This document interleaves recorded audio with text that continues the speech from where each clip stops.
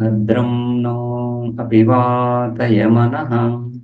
ఓం శాంతి శాంతి శాంతి.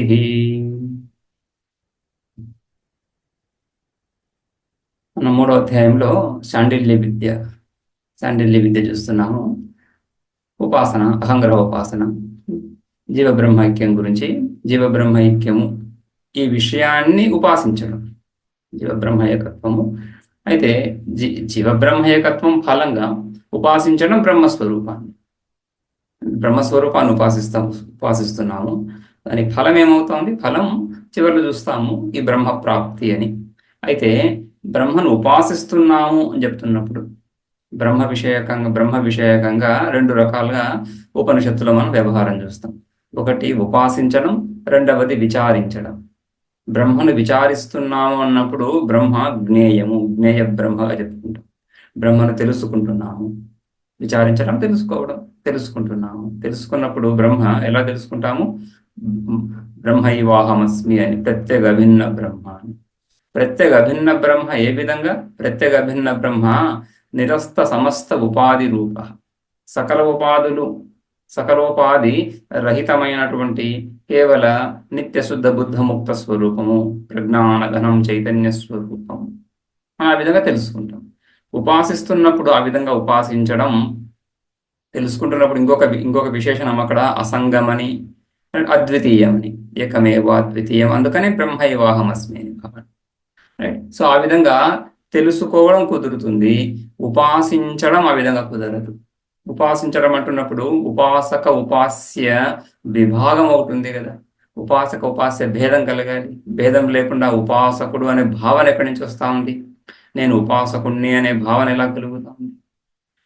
యద్యపి ఉపాసకుడు కూడా ఆ ఉపాస్యాన్ని నేనే అని భావిస్తూ ఉపాసిస్తాడు.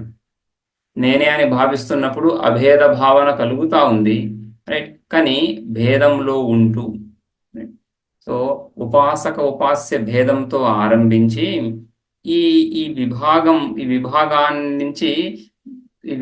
దాటడం, ఈ విభాగాన్ని అతిక్రమించడం అనే విధంగా నిరంతర చింతన ద్వారా, బ్రహ్మైవాహమస్మి నిరంతర చింతన ద్వారా ఆ వృత్తిని, ఆ బ్రహ్మైవాహమస్మి అనేటువంటి వృత్తి యొక్క ఆ వృత్తి బుద్ధిలో కలిగేటువంటి ఆ వృత్తి, ఆ భావనను నిరంతరము కొనసాగించడం, నిరంతరము భావన చేయడం, అది ఉపాసన.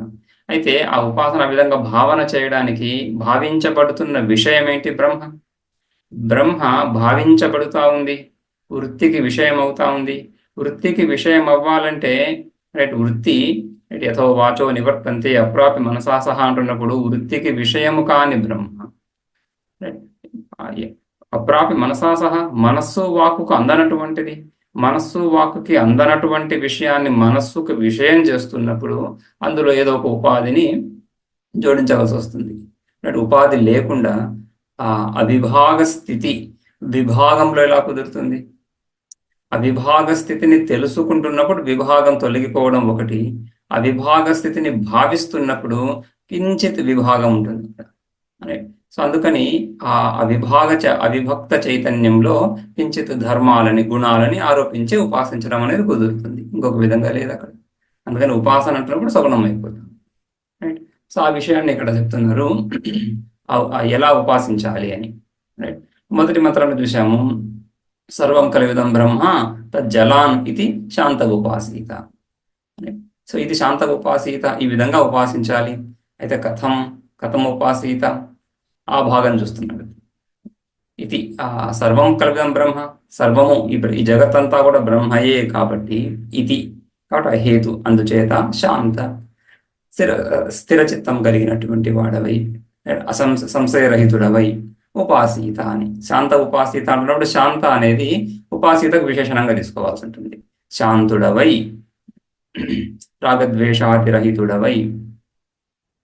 రాగద్వేషాదిరహితుడవై చిత్తము ప్రసన్న అంతఃకరణం, ప్రసన్నమైనటువంటి అంతఃకరణం కలిగిన వాడవై ఉపాసించు. ప్రసన్నమైనటువంటి అంతఃకరణం కలిగి ఉండడం ఉపాసనకి ఒక ప్రీ కండిషన్ లా. ఈ ప్రసన్నమైనటువంటి అంతఃకరణంతోనే ఉపాసన కుదురుతుంది. ఎందుకంటే ఉపాసన అంటున్నప్పుడు సజాతీయ వృత్తి ప్రవాహము, విజాతీయ వృత్తి తిరస్కృత సజాతీయ వృత్తి ప్రవాహం. ధ్యానానికి ఉపాసనకి ఇది లక్షణంగా చెప్పుకుంటాం. విజాతీయ వృత్తులు అంటే ఏ విషయాన్ని అయితే చింతిస్తున్నామో దానికి విరుద్ధమైనటువంటి, దానిని భంగపరిచేటువంటి ఇతర ఆలోచనలు ఏవైతే ఉన్నాయో అవి విజాతీయ వృత్తులు. అవి లేకుండా అవి ఈ రాగద్వేషాల ద్వారా కలుగుతున్నాయి కాబట్టి వాటి బీజాలైనటువంటి రాగద్వేషాలు లేనప్పుడు ఇతర చింతన లేక ఈ విధంగా ఆత్మచింతనతో ఉండగలము అని ఆ విధంగా శాంత ఉపాసిత.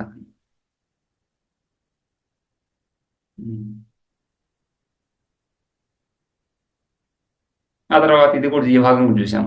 అత ఖలు క్రతుమయ పురుషో యథా క్రతురస్మిన్ లోకే పురుషో భవతి తథా ఇతః ప్రేత్య భవతి సక్రతుం కుర్వీత అని తత్క్రతు న్యాయం. ఇక్కడ ఏ విధంగా అయితే ఈ జీవన కాలంలో ఏ విధంగా అయితే వాడు విచారం చేస్తున్నాడో, ఏ విధంగా అయితే ఉంటున్నాడో అదే అటువంటి జన్మనే తర్వాత పొందుతున్నాడు అని ఇది కూడా ఉపాసీతకి సాక్షాత్ సమాధానం కాకుండా ఉపాసీత తర్వాత వస్తుంది ఎలా ఉపాసించాలి అనేసి. కానీ ఉపాసించడానికి ఒక రిలేషన్, ఒక సంబంధం, ఏ విధంగా అయితే నువ్వు భావిస్తావో అదే విధంగా నువ్వు అవుతున్నావు కాబట్టి భావించడం అనేది జరుగుతూనే ఉంది కాబట్టి ఈ విధంగా భావించు, ఇటువంటి వృత్తులని బుద్ధిలో నిలుపు అని. ఆ విధంగా కథం ఉపాసీత అన్నప్పుడు అత ఖలు క్రతుమయ పురుష. ఎందుకంటే పురుషుడు క్రతుమయ, సంకల్పాలతోనే ఉంటున్నాడు. సంకల్పాలను అనుసరించే ఏ విధంగా సంకల్పిస్తున్నాడు ఆ విధంగానే వ్యవహరిస్తాడు. అటువంటి ఫలాన్ని పొందుతాడు అని ఆ భాగం. తర్వాత కథం, సో అందుకని ఇక్కడ ఏం చెప్పారు, ఇదే భాగంలోనే క్రతుం కుర్వీత అని. అత ఖలు క్రతుమయ పురుషో యథా క్రతురస్మిన్ లోకే పురుషో భవతి తథా ఇతః ప్రేత్య భవతి సక్రతుం కుర్వీత. సక్రతుం కుర్వీత అనేది ఉపాసన. కథం ఉపాసీతకి సమాధానం ఈ భాగంలో. ఈ అత ఖలు అనేది ఈ క్రతుం కుర్వీత అనే దానికి హేతు. క్రతుం కుర్వీత ఎందుకు సంకల్పం చేయాలి అంటే ఈ సంకల్పానుసారంగానే నీకు ఫలాలు లభిస్తున్నాయి కాబట్టి సంకల్పమే చెయ్యి. ఫలాలు పొందడానికి, ఫలాన్ని పొందడానికి ఏకైక సాధన ఏమై కూర్చున్నది, క్రతు, సంకల్పం. రైట్. సో సంకల్పం ఆదిలో ఉంది, సంకల్పంతోనే ఫలాలు వస్తున్నాయంటే సంకల్పాన్ని అనుసరించి వ్యవహరిస్తాడు కూడా. కానీ మూలభూతంగా ఏముంది, సంకల్పం కదా. కాబట్టి సంకల్పం చెయ్యి అని. శాంత ఉపాసీత, కథం ఉపాసీత, క్రతుం కుర్వీత. క్రతుం కుర్వీత, క్రతు ఏంటి, ఏ సంకల్పం చేయాలి. రైట్. పని చెయ్యి అని చెప్పామంటే వెంటనే ప్రశ్న కలుగుతుంది, ఏం పని చేయాలి. అదేవిధంగా సంకల్పం చేయంటున్నప్పుడు ఏం సంకల్పం చేయాలనే ప్రశ్న సామాన్యంగా కలుగుతుంది. అందుకని కథం అనే ప్రశ్న. అందులో భాగంగా ఆ మంత్రం చూసాం మనం. మనోమయ ప్రాణ శరీరో ఇత్యాది.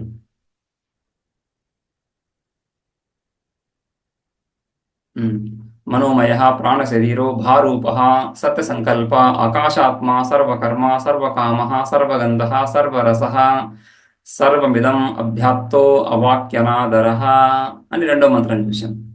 అందులో మనోమయ, ఇవన్నీ ఇప్పుడు ఈ బ్రహ్మ యొక్క విశేషణాలు. బ్రహ్మ ఉపాస్యం బ్రహ్మ, పరబ్రహ్మ స్వరూపాన్ని ఉపాసిస్తున్నాము. అయితే నిర్గుణంగా ఉపాసించడం, గుణరహితంగా ఎలా ఉపాసిస్తాము.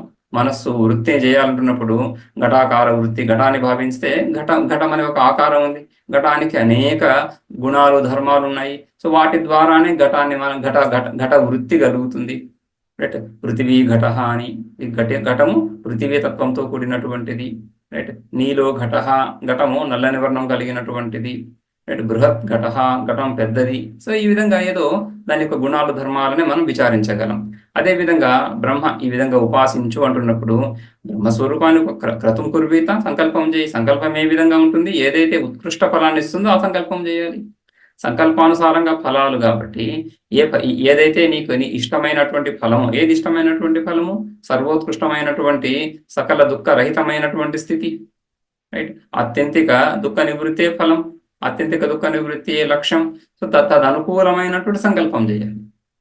తదనుకూలమైనటువంటి సంకల్పం, ఆ అనుకూలమైనటువంటి సంకల్పము బ్రహ్మ విషయక సంకల్పము.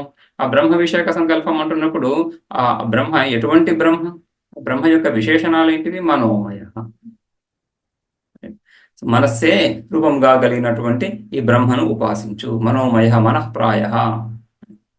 మనస్సు అంటే మనుతే అనేనైతి మనః అని చూశాం. తత్ స్వవృత్త్యా విషయేషు ప్రవృత్తం భవతి తేన మనసా తన్మయః తథా ప్రవృత్తః ఇవ తత్ప్రాయో నివృత్తః ఇవ చ. తత్ప్రాయో తథా ప్రవృత్తః ఇవ తత్ప్రాయో నివృత్త ఇవ చ. మనసుతో తాదాత్మ్యాన్ని కలిగి ఉండడం అని తెలుస్తూనే ఉంది. సో మనస్సు అంటేనే మనుతే అనేనైతి మనః. దేనితో అయితే విచారం చేస్తున్నాము, దేనితో అయితే భావిస్తున్నాము, దేనితో అయితే చింతన చేస్తున్నాము, దేనితో అయితే సంకల్ప వికల్పాలు చేస్తున్నాము, అది మనస్సు. సంకల్ప వికల్పాల యొక్క సాధనం మనస్సు. అందుకని ఆ మనస్సు మనోమయ, మనస్సే పరమాత్మ స్వరూపంగా భావించు. సో మనస్సుని బ్రహ్మయందు ఆపాదించడం. రైట్. సో బ్రహ్మ వాంగ్ మనో అతీత అని చెప్పుకుంటాం. రైట్. వాక్కు మనస్సులకు అతీతమైనటువంటి బ్రహ్మ, ఆ బ్రహ్మయందు మనస్సును ఆపాదించడం. మనస్సు బ్రహ్మ తాదాత్మ్యం. ఇది శాస్త్రమే చేస్తున్నటువంటి అధ్యారోపం. ఆ పరమాత్మ యందు, గుణరహితమైనటువంటి పరమాత్మ యందు గుణాలని శాస్త్రం ఆరోపిస్తున్నప్పుడు, శాస్త్రం కల్పిస్తున్నప్పుడు ఆ ప్రక్రియని అధ్యారోపం అని. జీవుడు అజ్ఞాని, సంసారి. జీవుడు సంసారి, అజ్ఞాని ఆ బ్రహ్మయందు అంటే తన యందు గుణాలను చూస్తున్నప్పుడు ఆ ప్రక్రియని అధ్యాస అధ్యారోపము. ఈ రెండింటికి భేదం ఉంది. అధ్యాస అజ్ఞానంతో, సాక్షాత్తుగా అజ్ఞానంతో కూడుకున్నటువంటిది. ఆ అధ్యాస కలుగుతున్నటువంటి వ్యక్తికి ఇది అధ్యాస అని కూడా తెలియదు.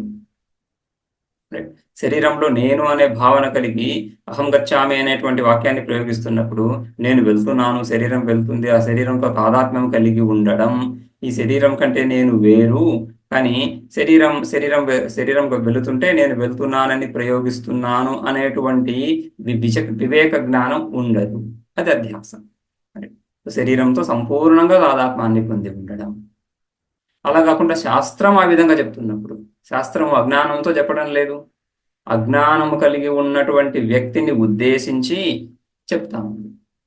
అజ్ఞాన సంబంధం ఉంది అధ్యారోపంలో, కానీ అజ్ఞానం యొక్క కోరల్లో చిక్కుకొని కాకుండా. సో అజ్ఞానం అనేది ఉంది, వీటిని అజ్ఞానం నుంచి బయటికి తీసుకురావాలి అనే ఉద్దేశంతో, ఒక కరుణతో ఆరోపణ చేస్తూ చెప్తున్నటువంటి ప్రక్రియ అధ్యారోపం. ఆ విధంగా మనస్సుని ఆ ఆత్మ చైతన్యం ఎందు అధ్యారోపం చేస్తూ చెప్తా ఉంది శృతి. మనోమయ, రైట్. మనోమయ బ్రహ్మ అని ఉపాసించు.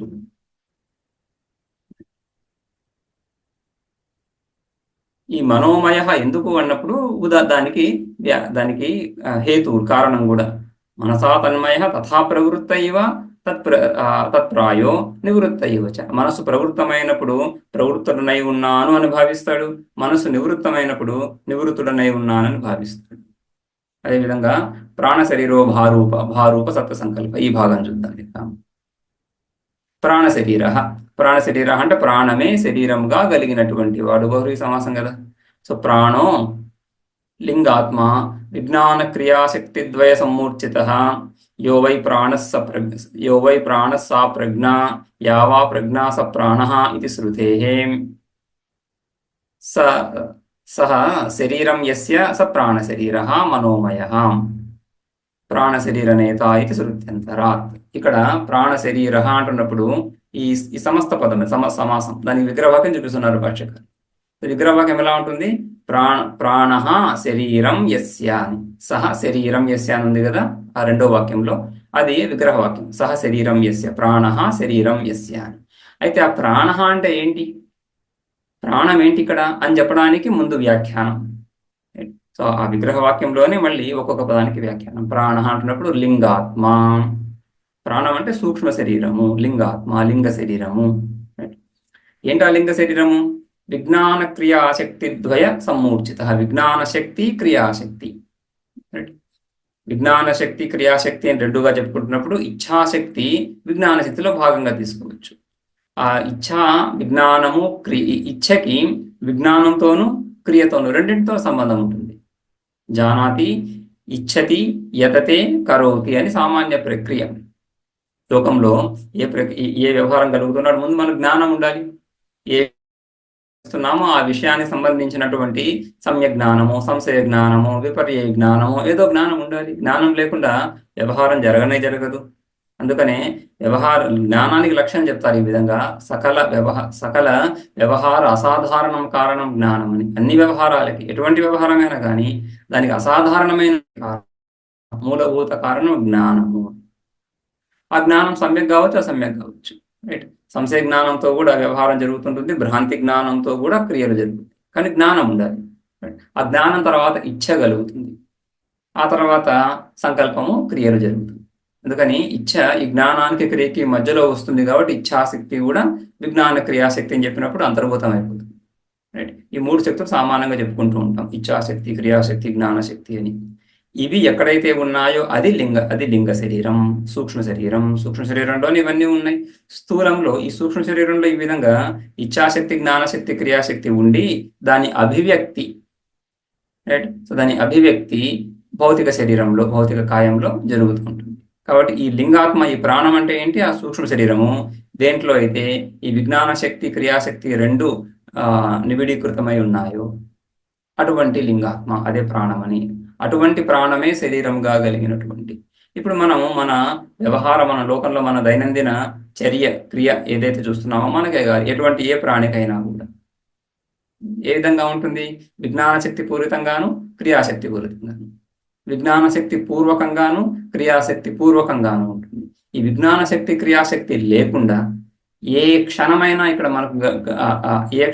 మనకు నడుస్తూ ఉందా? లేదు కదా. సరే. సో ఈవెన్ మన సుషుప్త అవస్థలో కూడా క్రియాశక్తి తెలుస్తూనే ఉంటుంది. ప్రాణశక్తి, ప్రాణ వ్యాపారం జరుగుతూనే ఉంది, ఉచ్ఛ్వాస నిశ్వాసాలు జరుగుతూనే ఉన్నాయి. సో అందుకని విజ్ఞాన క్రియాశక్తి మూలభూతంగా సకల వ్యవహారాలలో అలుముకొని సకల వ్యవహారాల్లో పాకి అలా ఉంటుంది, అంతటా ఉంది. ఆ విజ్ఞాన క్రియాశక్తి స్వరూపమైనటువంటి లింగాత్మ ఇది పరమాత్మ యొక్క శరీరము. సో మన వ్యవహారాలన్నింటికీ మూలభూతమైనటువంటి మౌలికమైనటువంటి అంశం ఏదైతే ఉందో అక్కడ అదే ఉపాధిగా కలిగినటువంటి వాడు ఆ పరమాత్మ. ఆ విధంగా ప్రాణో లింగాత్మ విజ్ఞాన క్రియాశక్తి ద్వయ సమ్మూర్చిత, సంపిండిత. సమ్మూర్చిత అంటే రెండు కలబోసినట్లుగా ఉన్నటువంటి స్వరూపము. అయితే ఈ ప్రాణమే ప్రజ్ఞయే ప్రాణమని. యో వై ప్రాణ సా ప్రజ్ఞ. విజ్ఞానాత్మ అని చెప్పుకున్నాం కదా, అందుకని ప్రజ్ఞ. యో వై ప్రాణ సా ప్రజ్ఞ, యా వా ప్రజ్ఞ స ప్రాణ ఇది శృతే. ప్రాణం అని చెప్తున్నారు, మళ్ళీ విజ్ఞాన క్రియాశక్తి వరకు బాగానే ఉంది.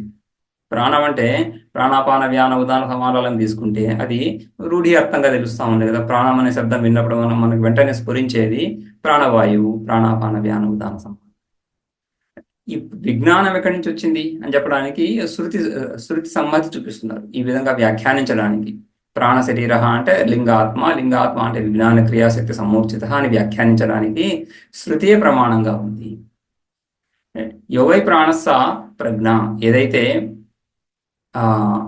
ప్రాణం అని చెప్తున్నామో అది ప్రజ్ఞయే, విజ్ఞాన శక్తియే. యావా ప్రజ్ఞ, ఏదైతే విజ్ఞానం అంటున్నామో అది ప్రాణమే. ఎందుకు అక్కడ ప్రాణ శబ్దానికి అర్థం ఏమైంది? లింగ శరీరం అని. ప్రాణాపాన వ్యాన ఉదాన సమానాత్మక ప్రాణాన్ని తీసుకుంటే విజ్ఞాన శక్తి ఎక్కడి నుంచి వచ్చింది? క్రియాశక్తి వరకు బాగానే ఉంది, విజ్ఞాన శక్తి ఎక్కడి నుంచి వచ్చింది అందులో? రైట్. అందుకని విజ్ఞాన శక్తిని చెప్పడానికి అక్కడ ప్రాణ శబ్దాన్ని లింగాత్మ సూక్ష్మ శరీరంగానే తీసుకోవాలి. ఈ విధంగా ప్రయోగాలు కౌశీతకి ఉపనిషత్తులో కనిపిస్తూ ఉంది. కౌశీతకి ఉపనిషత్తు ఒక ఉపనిషత్తు, అనేక స్థలాల్లో ఈ విధంగా ప్రాణశబ్దము సూక్ష్మ శరీరాన్ని పరిచయం చేస్తూ ఉంటుంది. ప్రాణశబ్దము సూక్ష్మ శరీరము అనే అర్థంలో ప్రయోగించబడుతుంది అని. ఆ విధంగా ప్రాణ అంటే ఏమైంది? సూక్ష్మ శరీరం అని స్థిరమైంది. అటువంటి ప్రాణము సహ అంటే ప్రాణము, ఆ ప్రాణమే శరీరం. ఎస్య ఎవడికైతే ఈ ప్రాణము శరీరమో సహ అతడు ప్రాణ శరీర. బహురుహి అలానే ఉంటుంది కదా, అన్య పదార్థ ప్రధానంగా ఉంటుంది. ప్రాణ శరీర అంటే ప్రాణము శరీరముగా కలిగినటువంటి వాడు. ఎవడికైతే ప్రాణము శరీరంగా ఉందో వాడు ఎవరు? పరమాత్మ, బ్రహ్మ. సో ఆ విధంగా బ్రహ్మ ఎవరు? మనోమయ. తర్వాత ఇప్పుడు ప్రాణ శరీర, ప్రాణమే శరీరంగా కలిగినటువంటి. స శరీరం యస స ప్రాణ శరీర మనోమయ. ముందు మనోమయ వచ్చింది కదా. సో మనోమయ ఇప్పుడు ప్రాణ శరీరం, రెండు విశేషణాలు. అయితే మనోమయ ప్రాణ శరీర నేత ఇది శృత్యంతరాత్. అంతేకాకుండా శృత్యంతరాత్ ముండకోపనిషత్తులో కూడా మనోమయ ప్రాణ శరీర నేత అని ఈ విధంగా ప్రయోగం ఉండడం చేత ఆ పరమాత్మ మనస్సే శరీరంగా కలిగినటువంటి వాడు, ప్రాణమే శరీరంగా కలిగినటువంటి వాడు అని ఇది ఇతర శృతుల్లో కూడా ఉంది. కాబట్టి ఇక్కడ కూడా మనోమయ ప్రాణ శరీర అనేది ఆ పరమాత్మను సూచించడానికి శృతి ఈ విధంగానే చెప్తా ఉంది ఇక్కడ కూడా.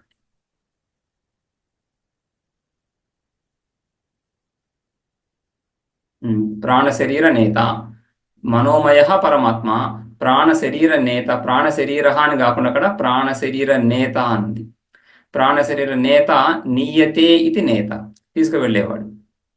నీ నయధాతు, సో నయతి రైట్, నేత నయతి ధాతువు, అదే నీ నయధాతు. నీ ధాతువుకి త్రిచు ప్రత్యయం వస్తాం. మనం పిత ఎలా చెప్పుకుంటున్నామో పితామాత రైట్, త్రిచు ప్రత్యయం వస్తుంది. అదేవిధంగా నేత గంత ఇవన్నీ చెప్పుకుంటాం కదా, గంత. సో ఆ విధంగా ప్రాణ శరీర నేత, ప్రాణ శరీరాన్ని, ప్రాణం అనేటువంటి శరీరానికి తీసుకువెళ్ళేటువంటి. ఇక్కడ శరీరం ఆల్రెడీ ఒకటి ఉంది, ఈ శరీరం నుంచి ఇంకొక శరీరానికి జీవుడు వెళ్తూ ఉన్నాడు. ఇదే జన్మ మరణ వ్యవహారం, సంసారం, సమ్యక్ సరణం సంసారం. చక్కగా నిరంతరము గమనం ఎక్కడి నుంచి, ఈ శరీరం నుంచి ఇంకొక శరీరానికి, సాధన నుంచి సాధ్యానికి, జన్మ నుంచి మరణానికి.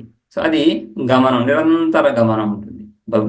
వర్తమాన కాలం నుంచి భవిష్యత్ కాలానికి, ఈ లోకం నుంచి పరలోకానికి. ఏ విధంగా చెప్పుకున్నా కూడా గతి, గమనం అనేది నిరంతరంగా ఉంటుంది. ఆ గమనానికి ఆధారభూతంగా, ఆ గమనాన్ని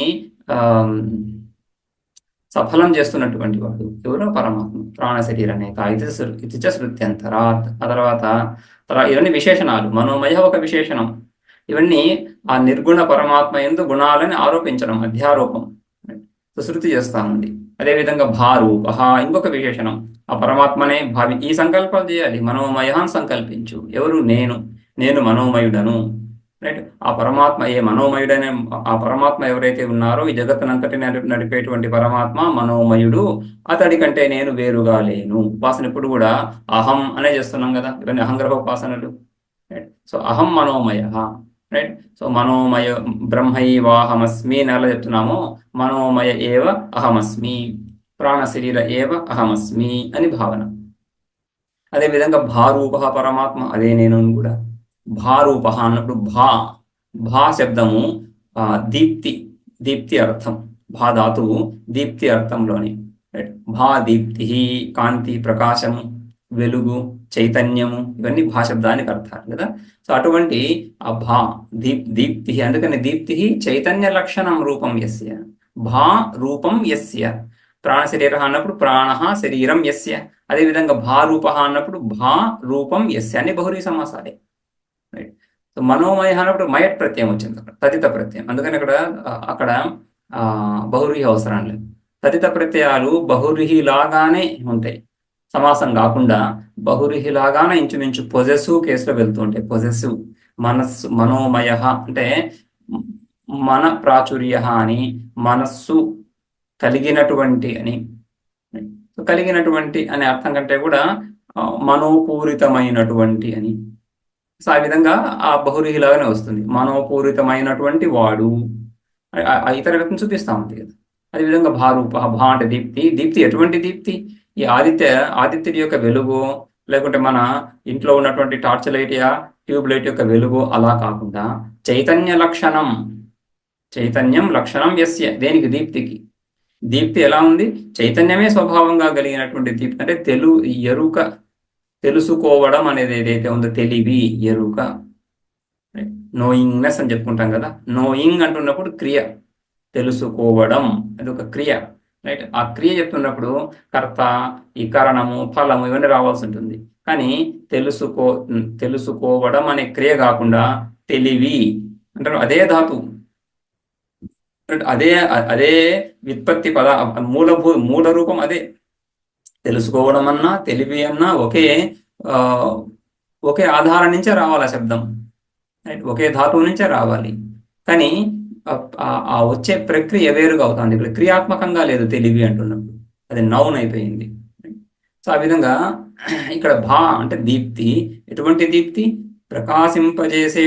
ప్రకాశింపజేసేటువంటిది. కానీ ఏ విధంగా? చైతన్య లక్షణం తెలియజేసేటువంటి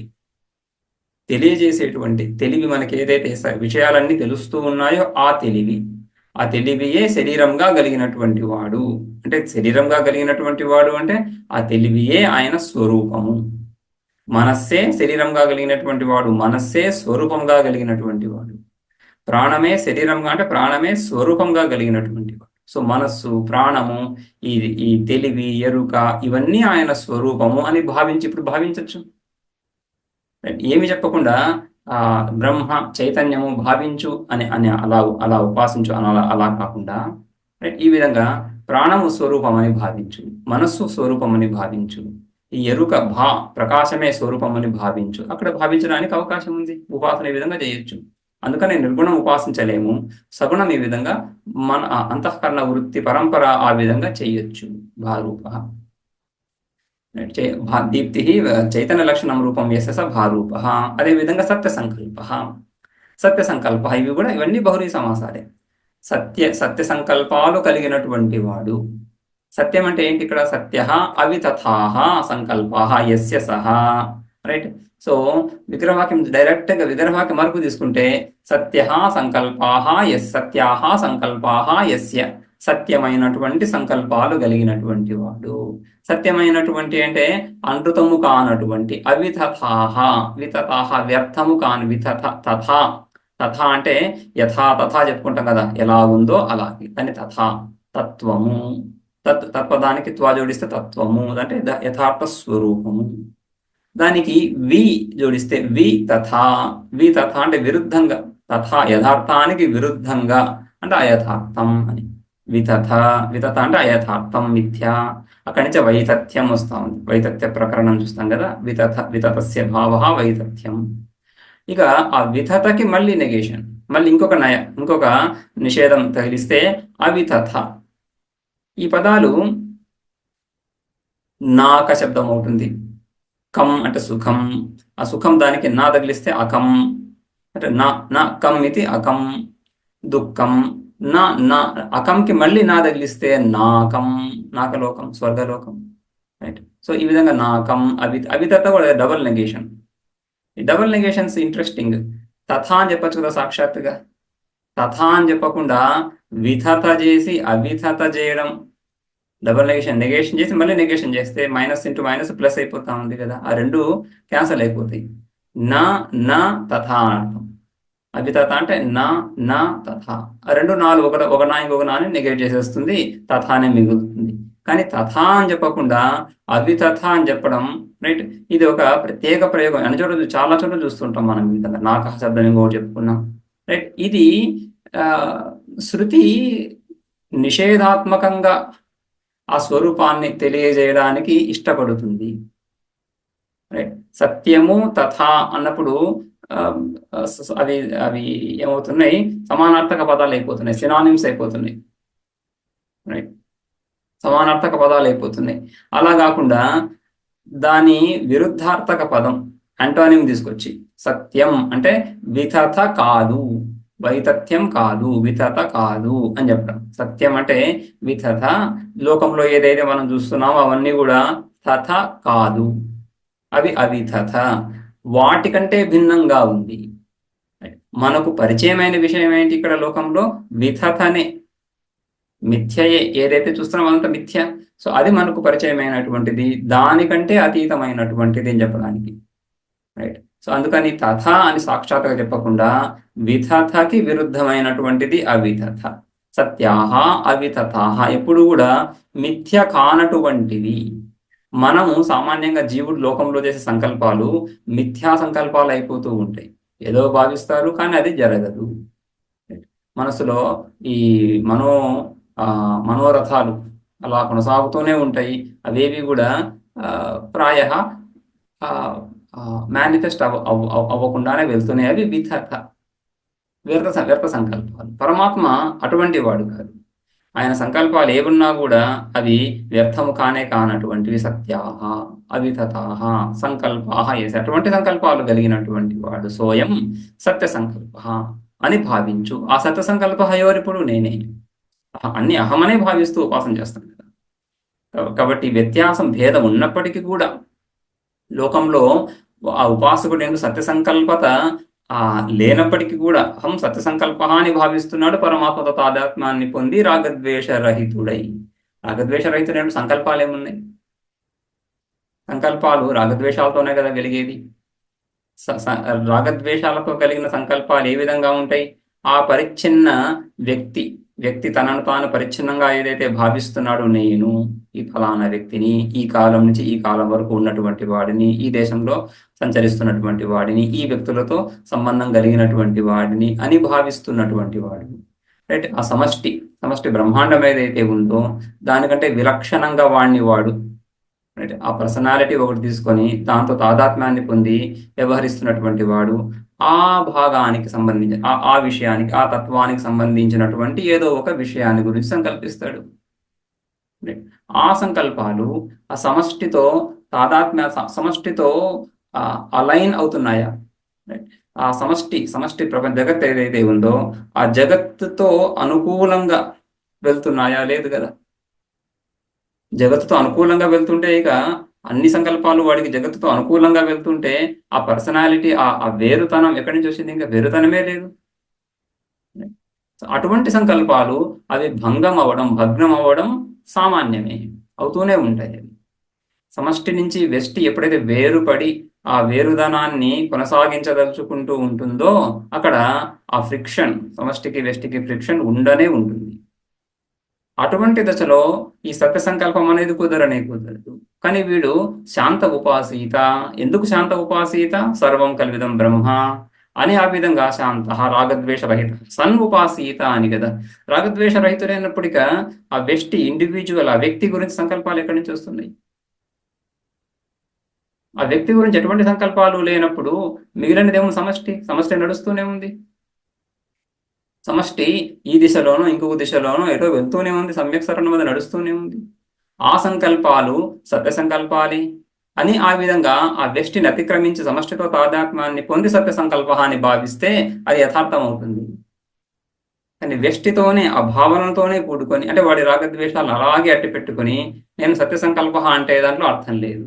అందుకనే శాంత ఉపాసిత ఉంది. శాంత అనేది వీటన్నింటికంటే ముందు అక్కడ ఈ మనోమయ, ప్రాణశరీర, భారూప, సత్య సంకల్ప వీటన్నిటికంటే ముందు ప్రీ కండిషన్ ఏమొచ్చింది? శాంత సన్ ఉపాసిత, శాంతుడవై రాగద్వేషరహితుడవై అని కదా. రైట్? ఆ విధంగా ఉంటున్నప్పుడు సత్య సంకల్పుడే. ఆ విధంగా ఉంటున్నప్పుడు ఆ చైతన్యంలో విభాగం ఎక్కడి నుంచి వచ్చింది? పరమాత్మ స్వరూపమే అని ఆ విధంగా పరమాత్మ స్వరూపం యొక్క పరిచయము సుస్పష్టంగా బుద్ధిలో జరుగుతూ ఉంది ఈ ఉపాసన చేస్తున్నప్పుడు.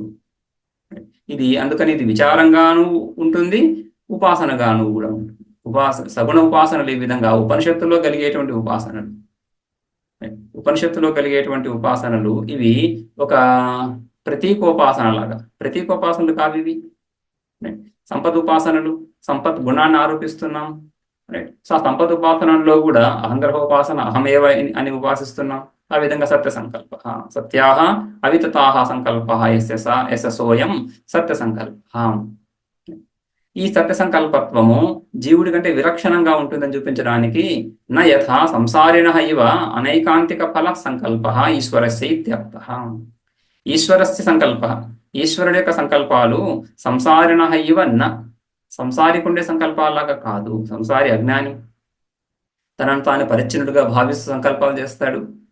పరమాత్మ తనను తాను వేరుగా చూసుకొని పరిచ్ఛిన్నుడుగా చూసుకొని సంకల్పాలు చేస్తున్నాడా? లేదు కదా. పరమాత్మకు పొందవలసింది ఏముంది? కృతకృత్య సహా నిత్యశుద్ధ బుద్ధ ముక్త స్వరూప. నిత్యశుద్ధ బుద్ధ ముక్త స్వరూపుడు, నిత్యుడు, శుద్ధ సంసారాతీత, బుద్ధ జ్ఞానస్వరూప. అటువంటి పరమాత్మ, రైట్, పొందదగింది ఏమీ లేనప్పుడు సంకల్పాలు ఎక్కడి నుంచి వస్తున్నాయి? కాబట్టి అటువంటి సంకల్పాలు, పరిచ్ఛిన్నతతో కూడినటువంటి సంకల్పాలు అక్కడ లేనే లేవు. సంసారికున్న సంకల్పాలన్నీ పరిచ్ఛిన్నతతో కూడుకున్నటువంటివే. సో పరిచ్ఛిన్నతతో కూడుకొని ఎప్పుడైతే ఉంటాయో పరిచ్ఛిన్నత అంటేనే అనైశ్వర్యము, ఆ సంపూర్ణ సకలైశ్వర్యం పరమాత్మ ఏదైతే ప్రకాశిస్తుందో ఆ సకలైశ్వర్యం, సంపూర్ణత, సర్వజ్ఞత, సర్వశక్తిమత్వం పరిచ్ఛిన్నమైనప్పుడు ఎక్కడి నుంచి వస్తుంది? అదే పరమాత్మనే, అదే చైతన్యమే. కానీ ఉపాధి తాదాత్మ్యంతో పరిచ్ఛిన్నమైనప్పుడు సర్వశక్తిమత్వం ఎక్కడి నుంచి వస్తుంది? ఆ కించిజ్ఞుడై కించిత్ శక్తిమంతుడై చేసే సంకల్పాలు వితతాహ అలాగనే ఉంటాయి. అందుకని ఆ సంకల్పాలు ఎలా ఉన్నాయి? అనైకాంతిక ఫలహ, అనైకాంతికం ఫలం యస్య అని.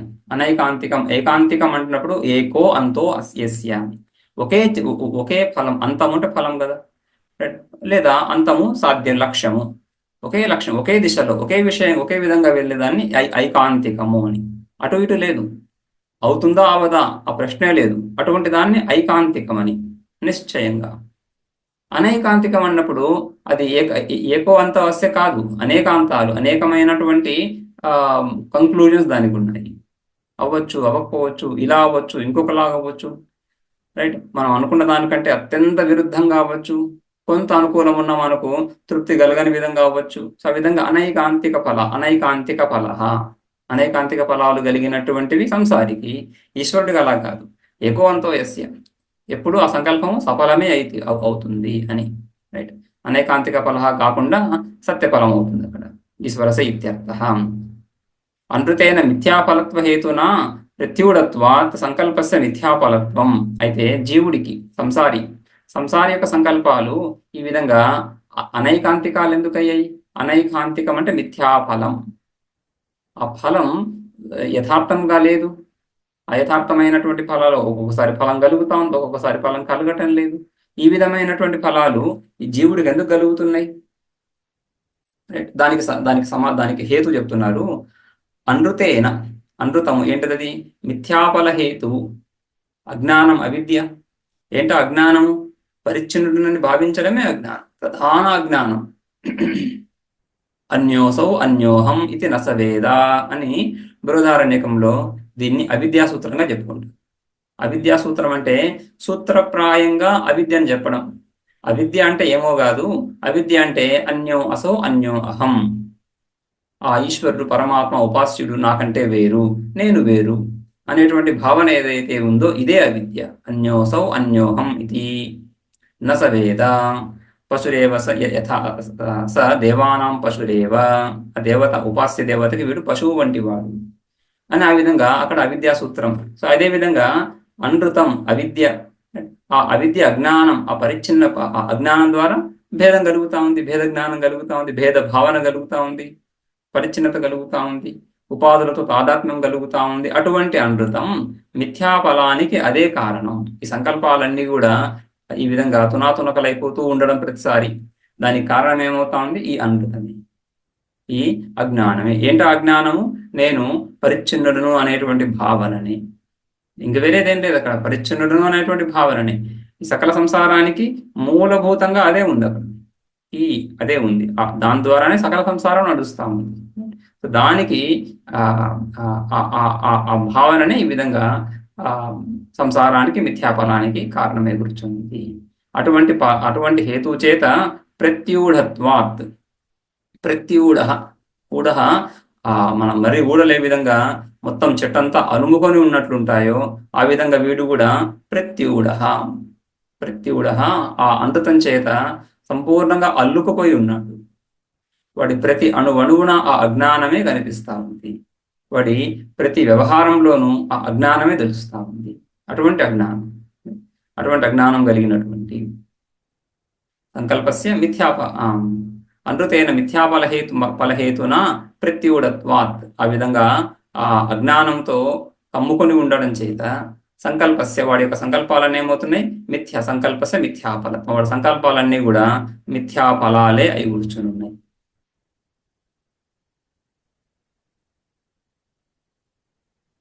ఓకే,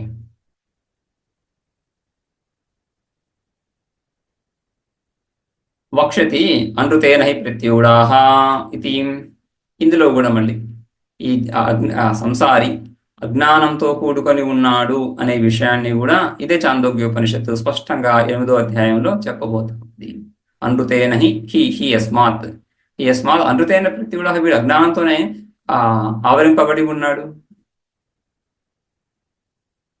సో అది భారూప అని విశేషణం. మనోమయ ప్రాణశరీర భారూప సత్యసంకల్ప అని విశేషణం. ఆ తర్వాత ఆకాశాత్మ, అది కూడా మళ్ళీ బ్రహ్మస్వరూపానికి విశేషణం కదా. ఆకాశ ఇవ ఆత్మ స్వరూపం యస్య స ఆకాశాత్మ కర్మధారయం.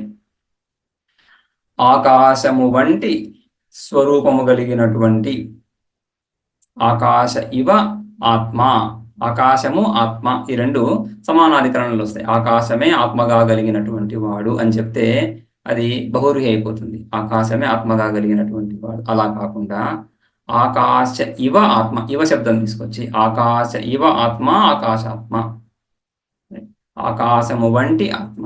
ఆత్మ అంటే ఇక్కడ స్వరూపము. ఆకాశం ఎలా ఉంటుంది? వ్యాపకంగా ఉంటుంది. ఆకాశ ఇవ ఆత్మ అక్కడ దాకానే తీసుకుంటే కర్మధారం అయిపోతుంది. ఆకాశము వంటి ఆత్మ స్వరూపము. అలా కాకుండా ఆకాశము వంటి స్వరూపము కలిగినటువంటి వాడు, మళ్ళీ బహుర్హి అంశం వస్తా ఉంది. సో ఆకాశివ ఆత్మ స్వరూపం. ఆత్మ అంటే స్వరూపం. ఎక్కడైనా కూడా ఆత్మ అంటే స్వరూపం అనే మనము ఆత్మవిచారం చేస్తున్నాం. ఏంటి ఆత్మవిచారం చేయడం? మన యొక్క స్వరూపాన్ని, మన యొక్క స్వభావాన్ని, మన యొక్క మౌలిక తత్వాన్ని, మనము ఎవరము, నేను ఎవడిని అనేటువంటి మూలభూత విషయాన్ని విచారించడం, అదే ఆత్మవిచారం అవుతాం. రైట్. సో ఆత్మవిచారం చెప్తున్నప్పుడు నేను ఈ ఆత్మ కంటే వేరుగా ఉండి ఈ ఆత్మ అనేటువంటి ఒక విషయాన్ని తెలుసుకుంటున్నాను అని కాదు కదా. అలా చేస్తే అది ఆత్మవిచారం ఎందుకు అవుతుంది? అనాత్మ విచారం అవుతుంది. నాకంటే వేరైనటువంటిది అన్నీ అనాత్మలే, అటువంటి అనాత్మ విచారమే అవుతుంది. రైట్. జగద్ విచారం, సంసార విచారం అవుతుంది. అలా కాకుండా నా యొక్క స్వభావం, నా యొక్క స్వరూపాన్ని తెలుసుకుంటున్నాను అని గత ఆత్మ విచారం. అందుకని ఆత్మశబ్దానికి అర్థం స్వరూపం అని. అంటే ఆకాశమే ఆత్మగా అంటే ఆకాశము వంటి, ఆకాశంలో ఏదైతే వ్యాపకత్వం ఉందో, సో అటువంటి ఆకాశంలో ఏదైతే విభాగం అనేటువంటి గుణం లేదో అటువంటి స్వరూపం కలిగినటువంటి వాడు, వ్యాపకమైనటువంటి వాడు, అవిభక్తమైనటువంటి వాడు, పరిచ్ఛిన్నత లేనటువంటి వాడు. ఆకాశము మనకు లోకంలో తారసపడేటువంటి సకల విషయాలలో సూక్ష్మమైనటువంటిది. పృథ్వీ జల తేజో వాయురు ఆకాశాలని ఈ జగత్తునంతా పంచభూతాలుగా మనం విభజించుకుంటాం. ఈ పంచభూతాలు అత్యంత సూక్ష్మమైనటువంటిది ఆకాశం. ఆ విధంగా సూక్ష్మమైనటువంటి వాడు, ఆ విధంగా సూక్ష్మత స్వరూపంగా కలిగినటువంటి వాడు ఆకాశాత్మ. ఆకాశ ఇవ ఆత్మ స్వరూపం యస్య స ఆకాశాత్మ.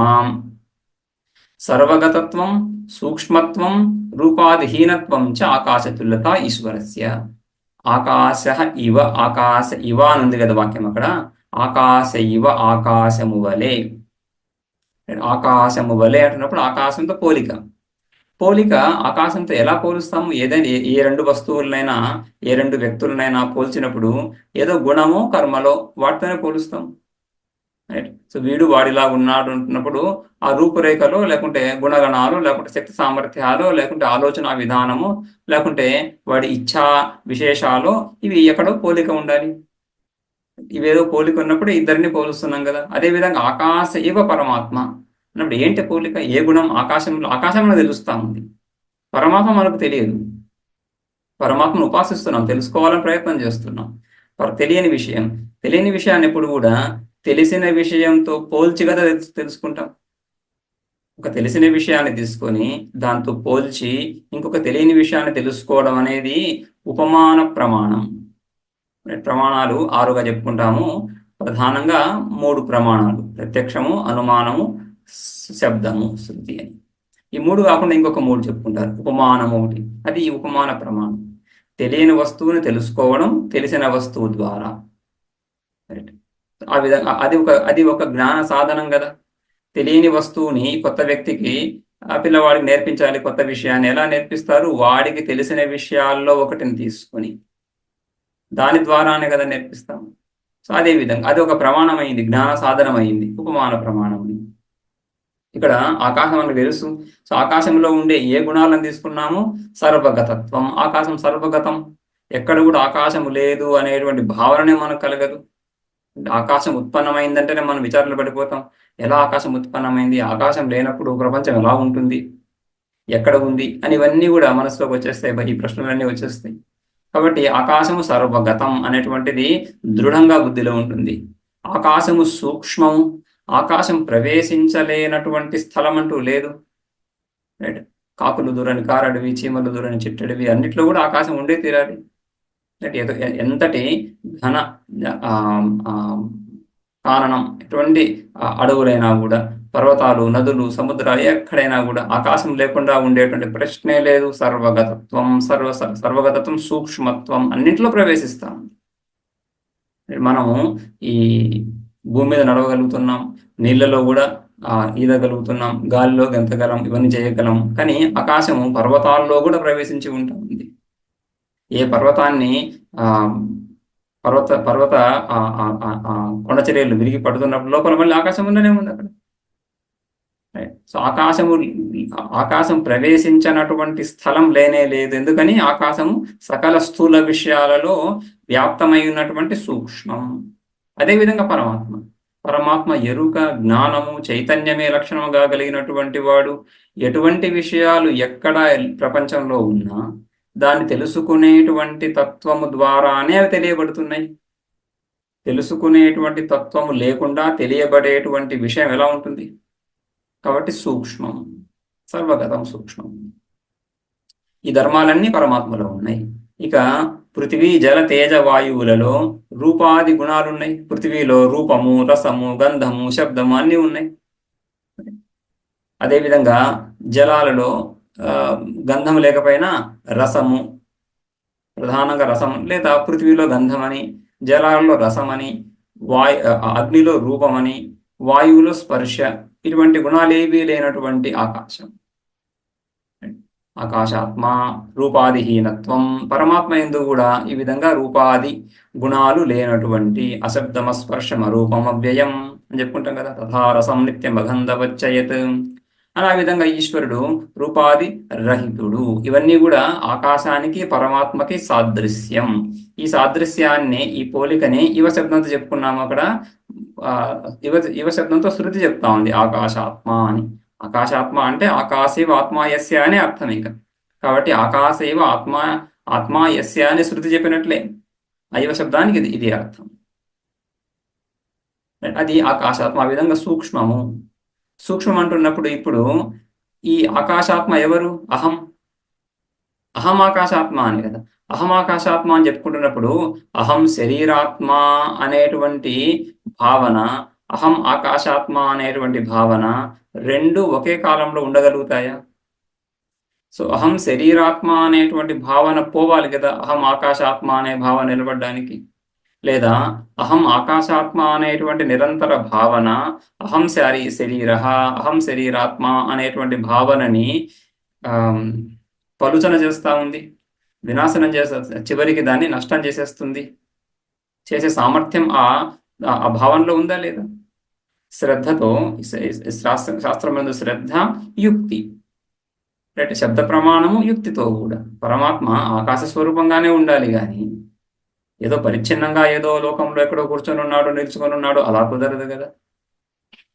రైట్. అందులో అనేక దోషాలు, విభేదాలు కలుగుతాయి. అందుకని ఆకాశాత్మ, ఆకాశైవ ఆత్మ స్వరూపం వేసే ఆకాశాత్మ.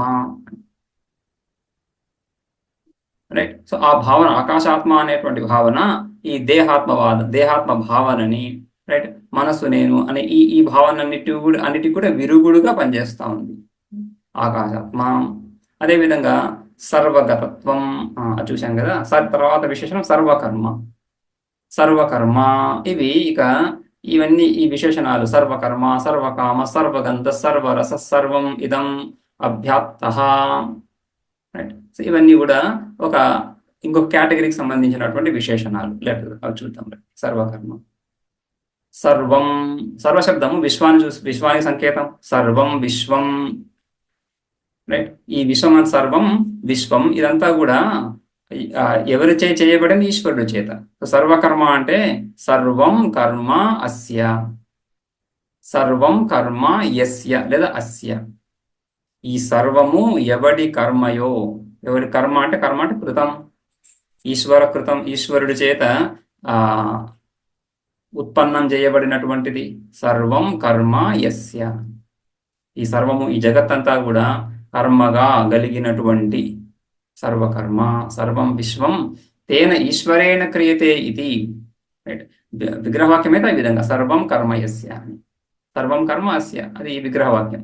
దానికి సర్వం అని అర్థం ఏంటి? ఇది విశ్వం, ఈ సంపూర్ణ జగత్తు, ఈ బ్రహ్మాండం అంతా కూడా తేన ఈశ్వరేణ క్రియతే, ఆ ఈశ్వరుడి ద్వారానే నిర్మితమవుతా ఉంది. తైత్తిరీయంలో మనం చూస్తాం కదా, భృగువల్లిలో బ్రహ్మ యొక్క లక్షణాన్ని చెప్పుకుంటున్నప్పుడు ఆ పరమాత్మ నుంచే ఈ జగత్తంతా కూడా ఉత్పన్నమవుతా ఉంది, అందులోనే లీనమవుతుంది, అందులోనే స్థితి కూడా. సో ఆ విధంగా ఈ సర్వం విశ్వం, ఈ విశ్వం అంతా కూడా ఆ ఈశ్వరుడి చేత నిర్మించబడింది. ఇది జగత్ సర్వం కర్మ ఈశ్వరేణ క్రియతే ఇది కర్మ అని, ఈశ్వరుడి చేత నిర్మించబడింది.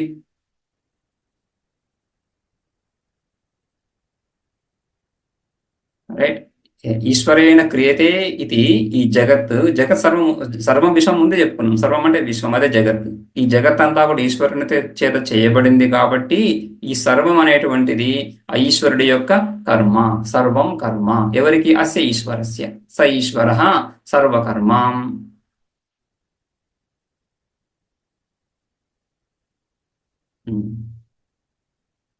సై సర్వస్య కర్త ఇది శృతే. ఇందులో కూడా సర్వకర్మ అని చెప్తున్నప్పుడు కూడా దీనికి ప్రమాణంగా ఆ బృహదారణ్యకంలో సర్వస్య కర్త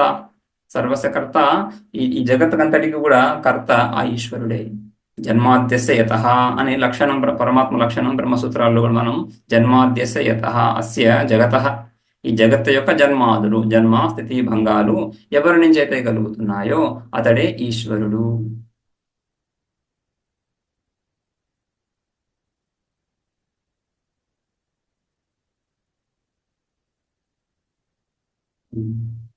సై సర్వస్య కర్త ఇది శృతే అని సర్వకర్మ. అదేవిధంగా కామన, సర్వే కామాః దోషరహితాః అస్య ఇది సర్వకామః. ఇక సర్వకర్మ చెప్పిన తర్వాత జగత్తు యొక్క కర్త, ఈ జగత్తు చరాచరం అంతా కూడా, ఈ ప్రాణికోటి తర్వాత ఈ జడం రెండు, జీవుడు జగత్తు రెండు కూడా.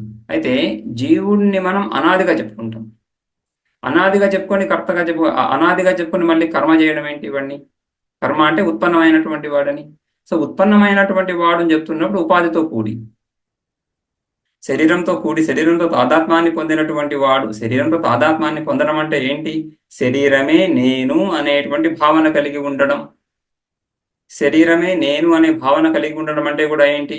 శరీరం యొక్క ధర్మాలు నావి అని భావించడం.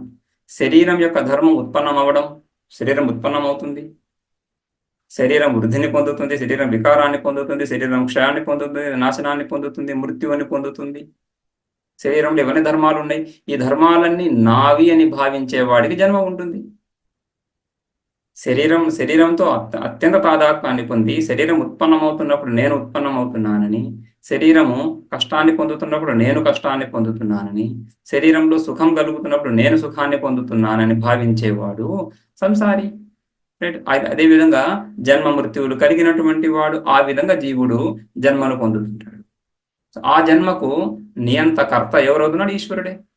అందుకని స్థావరాలు జంగమాలు, చేతన జడ రెండిటికి కూడా కర్త పరమాత్మ అని. సర్వస్య కర్త, సహి సర్వస్య కర్త.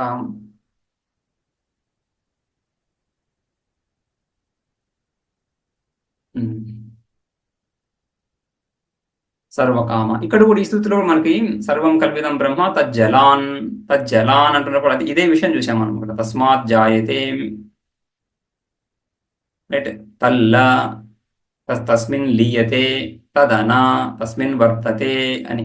తతో జాయతే, తస్మిన్ లీయతే, తస్మిన్ వర్తతే. అందు నుంచే ఉత్పన్నమవుతా ఉంది, అందులోనే లీనమవుతా ఉంది, అందులోనే మనుగడను కొనసాగిస్తా ఉంది అని. సర్వస్యకర్త సర్వకర్మ అని ఉపాసించు.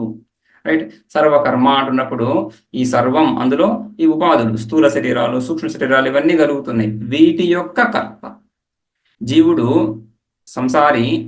ఈ ఉపాధులు ఏవైతే ఉన్నాయో, స్థూల సూక్ష్మ శరీరాలు, వీటితో తాదాత్మ్యాన్ని పొంది వీటితో పాటుగా విశిష్ట అహం అని భావిస్తూ కర్మలో అంతర్భూతమై ఉన్నాడు ఇప్పుడు అజ్ఞాన కాలంలో, రైట్. సో కర్మ అనే భాగం ఏదైతే ఉందో ఆ దాంట్లో ఆ తాదాత్మ్యమై ఉన్నాడు. అక్కడి నుంచి ఎక్కడికి వెళ్తున్నట్టు ఇప్పుడు ఈ కర్మ భాగం ఏదైతే ఉందో, కర్మ అంటే ఈ ఆబ్జెక్ట్ క్రియేటెడ్ ఉత్పన్నమైనటువంటి కార్యం. కర్మ అంటే ఇక్కడ కార్యం అని, కర్మ అంటే క్రియ కాకుండా కార్యం, రైట్. కార్యభూతంగా తనను తాను చూసుకుంటున్నాడు. కానీ ఉపాసన ఎలా చేస్తున్నాడు? సర్వకర్మ కహ అహమస్మి, అన్నిట్లో అహమస్మి అనే, రైట్.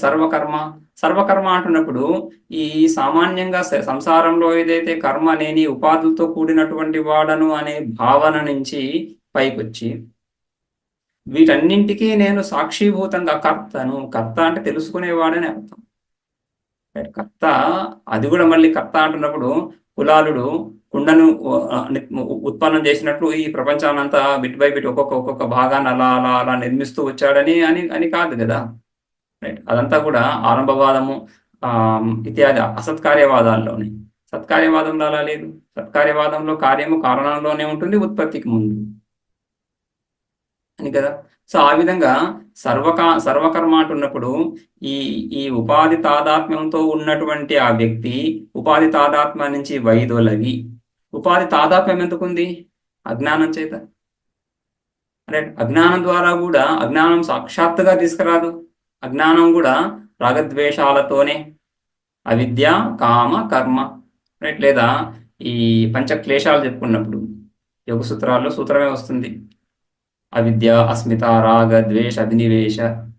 అవిద్య అస్మిత రాగ ద్వేష అభినివేశా పంచక్లేశా అని. పంచక్లేశ 5 క్లేశాలు ఇవి, రైట్. సో ఇందులో అవిద్య నుంచి అస్మిత నుంచి రాగద్వేషాలు కలుగుతున్నాయి. దాంతోనే ఈ సకల వ్యవహారం నడుస్తూ ఉంది. కానీ ఈ ఉపాసకుడు శాంత ఉపాసీత, రాగద్వేష రహితుడై, ఆ రాగద్వేషాలు లేనప్పుడు, ఆ రాగద్వేషాల నుంచి వాడు వైదొలడానికి ప్రయత్నం చేస్తూ కొంతవరకు సఫలమైనప్పుడు ఈ శరీరంలో, ఈ దేహంలో దేహాత్మ భావన నుంచి వైదొలగడం సుకరం అవుతోంది, వాడికి సులభం అవుతుంది. అటువంటి వ్యక్తి ఇక్కడ సర్వకర్మాన్ని ఉపాసించడానికి యోగ్యుడవుతాడు. ఆ విధంగా ఉపాసిస్తున్నప్పుడు ఇంకా కొంత భావన ఏదైతే శరీరంలో తాదాత్మ్యం, ఆ భావన ఏదైతే ఉందో అది కూడా తొలగిపోతుంది. ఉపాసన దృఢమవుతున్న బుద్ధి. ఆ విధంగా సర్వకర్మ ఇవన్నీ కూడా ఈ ఆకాశాత్మ, ఇవన్నీ పరిచ్ఛిన్నతనే తొలగిస్తోంది ఆకాశాత్మ అనేది, రైట్. సర్వగతత్వం, సూక్ష్మత్వం, రూపాదిహీనత్వం ఎలా కుదురుతుంది ఉపాసకుల్లో? సో ఈ ఉపాధి తాదాత్మ్యం విడిచినప్పుడు ఇవన్నీ కుదురుతున్నాయి. సర్వగతత్వం, చైతన్య రూపంగా చూస్తున్నప్పుడు నేను సర్వగతమే.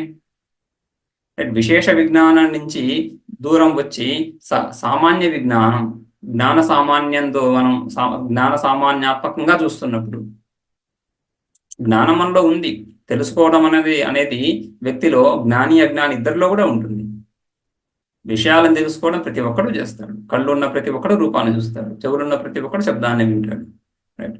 సో ఆ విధంగా విశేష విజ్ఞానం సర్వత్రా జరుగుతూనే ఉంది. ఆ విశేష విజ్ఞానం ఉపాధులతో తాదాత్మ్యాన్ని పొందేగలుగుతుంది.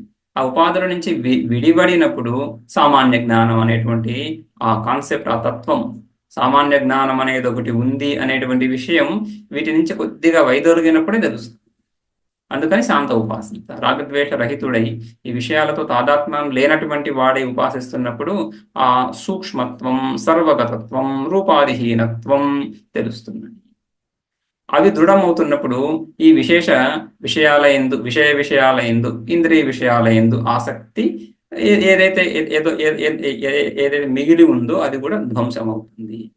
అని ఆ విధంగా ఉపాసన చిత్తశుద్ధికి ఏ విధంగా సహకరిస్తుంది? ఈ విధంగా, రైట్. సో గుడ్డిగా ఆకాశాత్మ ఆకాశాత్మ ఆకాశాత్మ అని అలా ఆవృత్తి రిపీట్ చేయడం అది కాదు కదా. జపం వేరు, ధ్యానం వేరు. జపంలో కూడా వాస్తవానికి అలా గుడ్డిగా ఆకాశాత్మ ఆకాశాత్మ అని చెప్పడం జపం కిందికి రాదు. తజ్జపస్తదర్థ భావనం అని యోగ సూత్రం. మళ్ళీ తజ్జపస్తదర్థ భావనం, ఏదైతే జపిస్తున్నావో దాని అర్థాన్ని భావిస్తూ మనస్సులో జపించడం, రైట్. సో ఆ విధంగా ఆకాశాత్మ, సర్వకామ, అంతకుముందు చెప్పిన సత్య సంకల్ప, ఇవన్నీ కూడా ప్రాణ శరీర, మనోమయ, ఇవన్నీ కూడా మనోమయ, మనస్సు శరీరంగా కలిగినటువంటి వాడను, మనస్సు కాదు అని కదా. మనస్సు శరీరంగా కలిగి ఉండడం అనే భావన ఎక్కడి నుంచి వస్తా ఉంది? ఇప్పుడు నేనే మనస్సు, నేనే మనస్సు అనేది తాదాత్మ్యం, అధ్యాసం. నేనే మనస్సు అనేది తాదాత్మ్యం, అధ్యాస, అజ్ఞాన కార్యం, అది సంసార హేతు, దుఃఖ హేతు. మనస్సు శరీరంగా కలిగినటువంటి వాడను అని భావన, అధ్యారూపం ఉంది అక్కడ. మనస్సు సంబంధంగా ఉంది, మనస్సును సంపూర్ణంగా తొలగించలే. కానీ మనస్సు శరీరంగా కలిగినటువంటి వాడను అంటున్నప్పుడు అక్కడ భేద జ్ఞానం కలగటంలే. మనస్సు వేరు, నేను వేరు. ఈ మనస్సు నాకు శరీరము, ఈ మనస్సు నాకు ఉపాధి, నేను మనస్సు కంటే విలక్షణంగా ఉన్నవాడననే భావన రావట్లేదు. మనస్సే నేను, నా బుద్ధే నేను, right? What I think so I am. అలా కాకుండా ఈ థింకింగ్, ఈ విచారము, ఈ బుద్ధి దీనికంటే కూడా సాక్షిభూతంగా ఉన్నటువంటి వాడను అనేటువంటి భావన ఆ మనోమయ అనేది దృఢపరుస్తుంది. ఇవి ఉపాసనలో. విచారం కూడా ఇలానే జరుగుతుంది కదా. నేను మనస్సు శరీరంగా కలిగినటువంటి వాడు, లేదా మనస్సు యొక్క సాక్షిని, సకల బుద్ధి ప్రత్యయ సాక్షిని అని తెలుసుకోవడం విచారం ద్వారా. శృతి చెప్తా ఉంది, నువ్వు సకల బుద్ధి ప్రత్యయ సాక్షివి అని. బుద్ధి ప్రత్యయాలు మారుతూనే ఉన్నాయి. సో మారేటువంటి తత్వాన్ని విడిచిన తర్వాత ఏదైతే మిగిలి ఉందో అది నేను, అది నా స్వరూపము అనడం అత్యంత యుక్తియుక్తం. అది స్పష్టంగా తెలుస్తూ ఉంది. మారే విషయాలు నేను ఎలా అవుతాను? మారిన విషయం అంటే ఏంటి? అది పాస్ట్, వెళ్ళిపోయింది. అది మారింది అంటే ముందు క్షణంలో ఉంది, ఇప్పుడు లేదు. కానీ నేను ఉన్నాను, ఉన్నటువంటి నేను లేనటువంటి ఆ విషయం ఎలా అవుతాను? కాబట్టి దానికంటే వేరు అని స్పష్టంగా తెలుస్తూ ఉంది. ఆ విధంగా విచారించి దాంట్లో స్థిరపడడం ఏదైతే ఉందో అది జ్ఞానం. విచార మార్గం, జ్ఞాన మార్గం, ప్యూర్ నివృత్తి మార్గం, శుద్ధ నివృత్తి మార్గం అవుతుంది. ఉపాసన, ఈ ఉపాసనలు మనం మొదటి అధ్యాయంలో చూసాం, కర్మాంగోపాసనలు. అలా కాకుండా కర్మాంగోపాసనలకి వీటికి భేదం తెలుస్తూ ఉంది కదా. నన్ను నేను ఇక్కడ ఈ విధంగా భావించుకోవడం, ఈ విధంగా ప్రాణ శరీర అనేటువంటి వాక్యాన్ని తీసుకొని, అనేటువంటి పదాన్ని తీసుకొని దీన్ని విచారము చేయొచ్చు, దీన్ని ఉపాసన కూడా చేయొచ్చు. రెండిటికి ఫలం ఉంది. ఆ రెండిటికి ఫలం ఒకటే. విచారించినప్పుడు సాక్షాత్తుగా స్పష్టంగా ఇదే క్షణంలో తెలిసిపోతా ఉంది, రైట్? అందులో నిలబడలేనప్పుడు మళ్ళీ దాన్ని విచారం చేస్తాం. శ్రవణ మనన నిధ్యాసనలు కూడా ఒక ఉపనిషత్తుతో జ్ఞానం కలగటంలే. ఈ ఇంతకుముందు చూసాం కదా, అన్ని ఉపనిషత్తుల్లో విషయం ఒకటి, అన్ని ప్రకరణల్లో విషయం ఒకటి. కానీ మళ్ళీ ఇంకొక ఉపనిషత్తు ఎందుకు చదువుతున్నాము? దాంట్లో నిలకడ గురించి. ఆవృత్తి రసకృదుపదేశాత్ అని బ్రహ్మసూత్రంలో 4వ అధ్యాయంలో మొదటి ఫలాధ్యాయంలో మొదటి సూత్రం. ఆవృత్తి రసకృదుపదేశాత్. ఆవృత్తి చెయ్యాలి. ఏంటి? శ్రవణమనన నిధ్యాసనం, విచారాన్ని ఆవృత్తి చేయాలి. ఆ జ్ఞానంలో నిష్ఠ కలిగేంత వరకు ఆవృత్తి చేయాలి. ఈ విధంగా చూసినప్పుడు ఉపాసన, విచారము, ఈ ఉపాసనలు, సంగ్రహోపాసనలు, విచారము ఇంకా దగ్గరగా తెలుస్తూ ఉంది. ఎందుకంటే ఆవృత్తి అక్కడ కూడా ఉంది. ఇక్కడ ఆవృత్తి వేరే విధంగా ఉంటుంది, అక్కడ ఆవృత్తి అంటే జ్ఞానంలో ఆవృత్తి ఇంకొక రకంగా తెలుస్తూ ఉంది. ఆవృత్తి రసకృతోపదేశాత్ అంటే విచారాన్ని కంటిన్యూ చేయి. శ్రవణమనన నిధిధ్యాసనలు విడవకు. ఈ శ్రవణమనన నిధిధ్యాసనలు నిరంతరంగా జరుగుతూ ఉండాలి, ఆ ఆత్మనిష్ట లభించే వరకు అని ఆవృత్తి అక్కడ తెలుస్తూ ఉంది. కానీ విచార రూపంగా ఆవృత్తి ఇక్కడ ఒకే భావాన్ని తీసుకొని ప్రాణ శరీర అనే భావాన్ని భావిస్తూ ఉండడం. నేను ప్రాణ శరీరాన్ని. ప్రాణ శరీరం అంటే ఏంటి? ఈ విధంగా ప్రాణము శరీరంగా కలిగినటువంటి వాడిని, ప్రాణము స్వరూపంగా కలిగినటువంటి వాడిని కాను. ఆ విధంగా ఆకాశాత్మ సర్వకర్మ. అదేవిధంగా ఇక సర్వకామ, సర్వే కామాః దోషరహితాః అస్య ఇతి సర్వకామః. సకల కామనలు. ఇప్పుడు మనం సర్వకర్మ అని చూసాం కదా.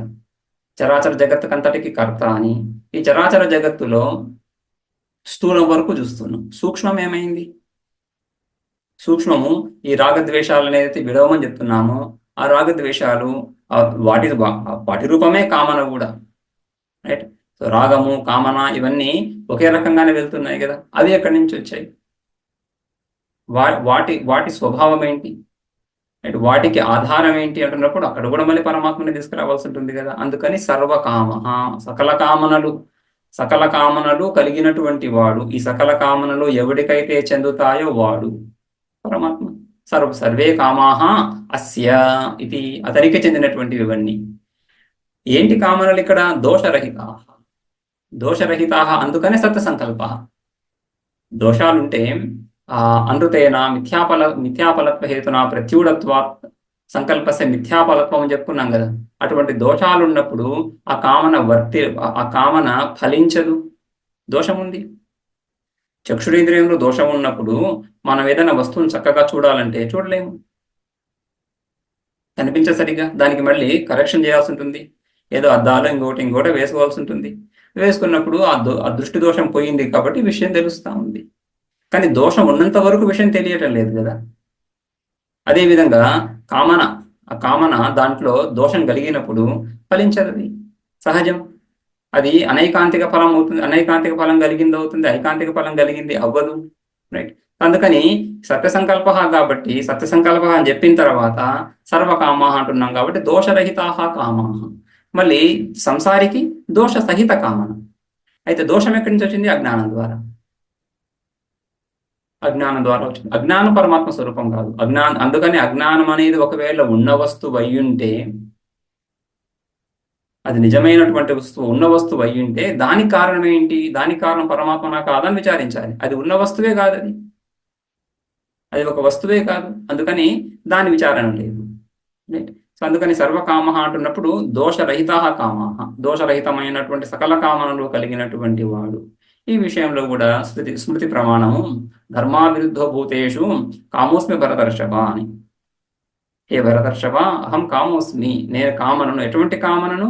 ధర్మ అవిరుద్ధమైనటువంటి ధర్మము ద్వారానే జగత్తు నడుస్తూ ఉంది, రైట్. సో ఈ జగత్తు ఏ విధంగా నడుస్తుందో దానికి అనుకూలమైనటువంటి కామనలు నేను, దానికి విరుద్ధమైనటువంటి దోష సహితంగా ఉన్నటువంటివి అవి కాదు.